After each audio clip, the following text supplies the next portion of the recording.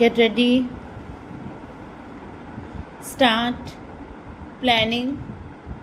However, good will not work till we realize our responsibility and till we feel that it is our obligation to help in the implementation of a scheme that has been planned.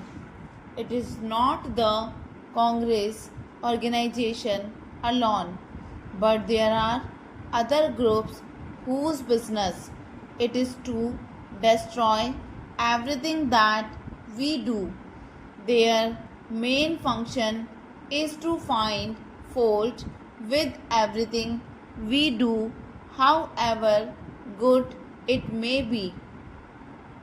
There are some groups who are bent on creating disruption and dislocation and go to the length of creating chaos, committing murders and dacoities, removing rails and tampering with communications.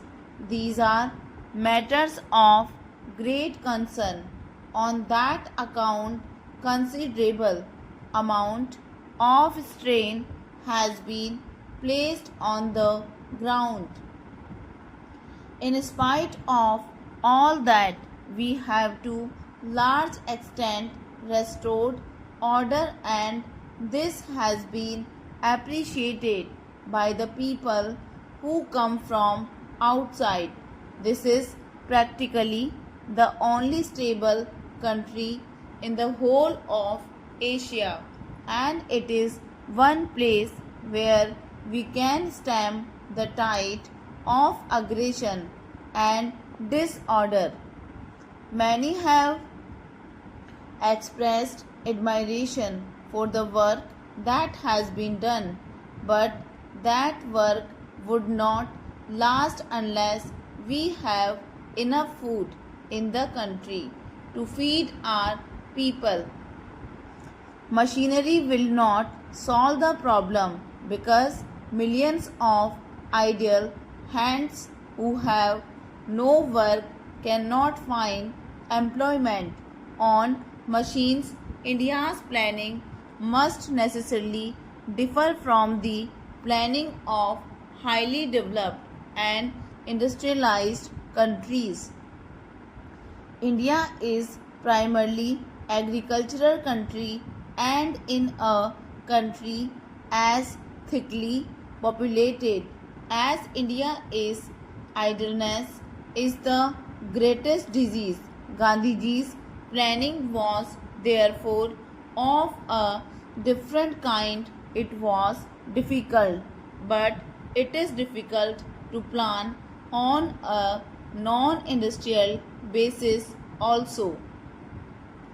We must industrialize our country quickly and efficiently in certain directions, otherwise we are doomed in the modern world, because a modern army requires many things which only machines can produce apart from arms and ammunition, uniforms and stores, jeeps and motor cars, airplanes and petrol. If industry is not developed in the country, we have to depend to external sources.